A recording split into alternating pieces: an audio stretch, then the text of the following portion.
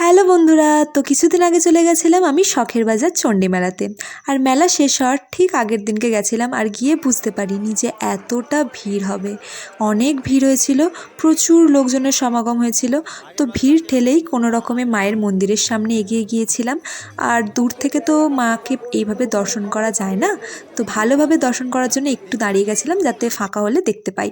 তারপর সামনের দিকে এগিয়ে গেলাম ফাঁকা হতে, আর এরকম ভালোভাবে দর্শন করার পর মনটা খুশি হয়ে গেছিলো। তারপর বাইরে বেরিয়ে এসে দেখতে পাই এরকম একটা আর্টিফিশিয়াল বিভিন্ন রকম ফুলের দোকান ছিল। তো দারুণ লাগছিল দেখতে দূর থেকে। আর জানি না ক্যামেরা কতটা কি ভালো লাগছে, কিন্তু ভালো লাগছিল সামনে থেকেই। আর পাশেই ছিল একটা ওই সাজের দোকান, যেমন হার দুল কানের যা থাকে আর কি মেলায়। কারণ এই মেলাতে প্রচুর দোকান বসে, মানে একদিনে পুরোটা কভার করা সম্ভবই না।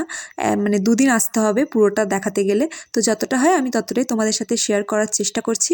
তারপর পাশেই দেখতে পাই এরকম সফট টয়েসের দোকান, যেটা বেশ ভালো লাগছিল। আমি খুব একটা সফট টয়েস প্রেমী না, কিন্তু বেশ ভালো লাগছিল দেখতে। ওই 150-200 বলছিল প্রাইস। তার পাশে হোলসেলে একটা দোকান ছিল, ওই ক্লিপ গার্ডার এগুলো সব 10 টাকা 12 টাকা করে বলছিলেন। তারপরে এরকম হারের দোকান দেখতে পাই, এখানে আমার বেশ ভালো লাগছিল। কারণ এখানে না এই কড়ি দিয়ে তৈরি যে হারগুলো হয়, আমার তো ভীষণ ভালো লাগছিল দেখতে ওগুলো। তারপরে একটু দেখতে পাই ব্যাগ, যেগুলো এই ঝকঝকে চকচকে কিছু কিছু ছিল, বেশ ভালোই ছিল এমনি মোটামুটি। তারপর এরকম কাপ কাঁচের গ্লাস এইগুলোর সেটের দোকান দেখতে পাই। আর তার পাশেই একটা দেখতে পাই ইউনিক দোকান, যেখানে বিভিন্ন রকম ডিজাইন করা ফ্লাওয়ার ভাস, তারপর ঘড়ি, যে কোনো কাঠের সুন্দর আসবাবপত্র ঘর সাজানোর জন্য, মানে সুন্দর ছিল জিনিসপত্রগুলো। তার পাশেই ছিল এরকম সুন্দর একটা কার্পেটের দোকান। আর এই মেলাতে না মানে সোফা, আলমারি, ভালো ভালো শাড়ির দোকান বসে। কিছু কিছু জিনিস রিজনেবল প্রাইসেও তোমরা পেয়ে যেতে পারো। আর তোমরা কে কে চণ্ডী মেলা ঘুরেছো এই শীতে, তো তোমরা আমাকে কমেন্টে জানিও। তো মেলা ঘুরতে ঘুরতে খিদেও তো পায়, তো খাওয়ার জন্য প্রথমেই চোখে দেখতে পেলাম এরকম ঘটি গরম বসেছিল, তো সেখান থেকে ঘটি গরম নিয়ে নিলাম। আর এরকম ঠান্ডার ঠান্ডার সময় ঘটি গরম খেতে বেশ ভালোই লাগে। তারপর কিছুটা এগিয়ে গিয়ে দেখতে পাই এটা কি এটা কি নাম কি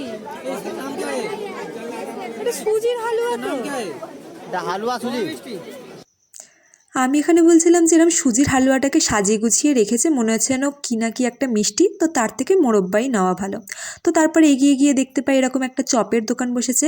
আর চপের দোকান দেখলে না আমি একদম নিজেকে সামলাতে পারি না, তো ওখান থেকে নিয়ে নিয়েছিলাম একটা ভালো আলুর চপ আর টমেটোর চপ। তারপরে একটা ভুল জিনিস করি, সেটা হচ্ছে জেলি ফুচকা ট্রাই করতে গেছিলাম।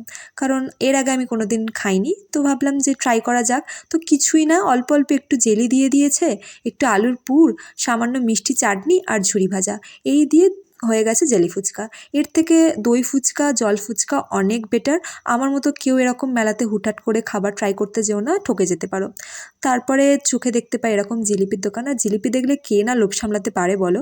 তারপরেই ঢাকাই কচুরি দেখতে পাই, এই মেলাতে গেলে ঢাকাই কচুরি মাস্ট। তারপরে চলে গেছিলাম একটা রেস্টুরেন্টে, আর আমি ভিডিও করছি দেখে আমাকে সবাই মিলে হাসাচ্ছিলাম। তো তারপর অর্ডার দিয়ে দিই এখানে চিকেন মোগলাই, সেটাই ভালোভাবে খাওয়া দাওয়ার পর আমরা বাড়ির দিকে রওনা দিই।